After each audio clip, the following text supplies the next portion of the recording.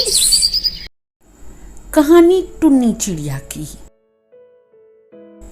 एक दिन की बात है, एक जंगल में पंछियों का एक झुंड पेड़ पर खेल रहा था। उस झुंड में एक सबसे छोटी प्यारी पंछी थी।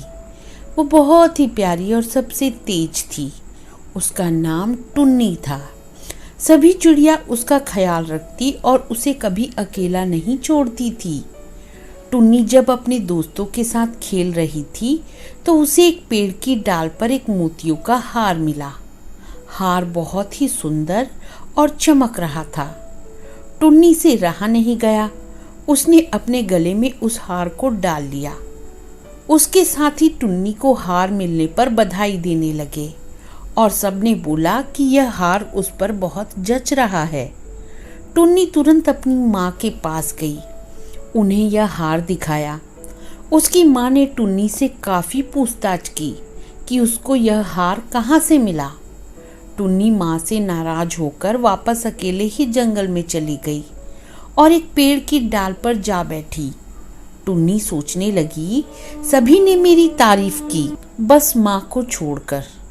उन्हें तो बस हार की पड़ी थी। एक बार भी माँ ने नहीं बोला कि यह हार मुझ पर कैसा लग रहा है। इतने में कुछ सिपाही वहां आ गए और टुन्नी पर जाल डालकर उसे पकड़कर अपने साथ ले जाने लगे।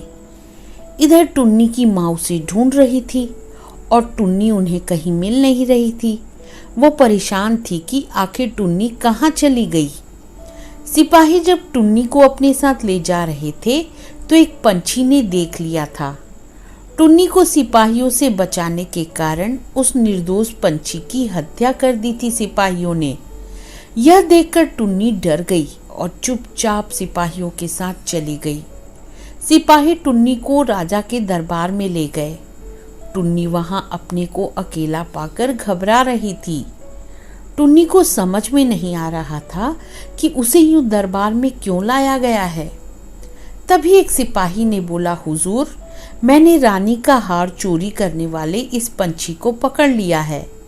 राजा ने बोला, तुम्हें कैसे मालूम कि ये पंछी चोर है? सिपाही ने बताया कि चोर को ढूंढते ढूंढते वे सभी जंगल में पहुंच गए थे। तभी एक पेड़ पर इस पंछी के गले में रानी साहिबा का हार देखा तो हमने इस पर जाल डालकर पकड़कर आपके सामने पेश किया है। राजा गुस्से में पंछी से बोले, तुम्हारी इतनी हिम्मत कि तुमने मेरी रानी के गले का हार चोरी कर उनका हार पहनकर घूम रही हो? टुन्नी बोली, राजा साहब, मैं शर्मिंदा हूँ। सिपाहियों से जरूर कोई गलती हुई है, मैं चोर नहीं हूँ। राजा ने बोला, गलती? क्या गलती हुई है? क्या तुम हार पहनकर जंगल में घूम नहीं रही थी? टुन्नी बोली, मैं घूम तो रही थी, पर रानी का हार मुझे एक पेड़ की डाल पर मिला था। मैंने कोई चोरी नहीं की, मैं निर्दोष हूँ। राजा ने पंछी को तुरंत ही प्राण दंड का हुक्म दे दिया। टुन्नी ने सोचा, सच बोलने से कोई मेरे पर यकीन नहीं कर रहा।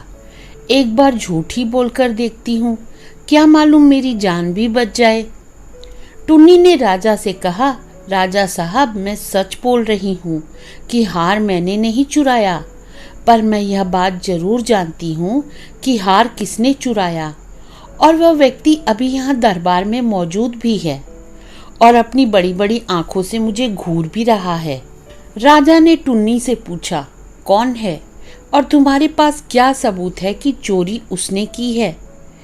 टुन्नी बोली, वो व्यक्ति राजमहल से हार चोरी कर छिपा रहा था, तो मैंने उसके सिर पर अपना एक पंख गिरा दिया है और वह पंख अभी भी उसके सिर पर है।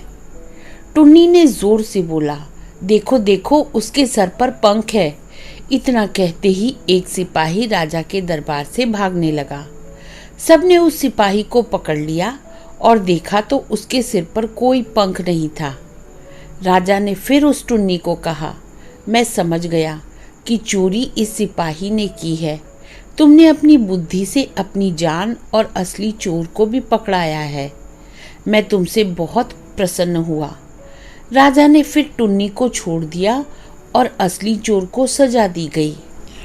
टुन्नी को अब माँ की बात याद आ रही थी। माँ इतना क्यों पूछ रही थी? कहीं मैं किसी मुसीबत में न पड़ जाऊं।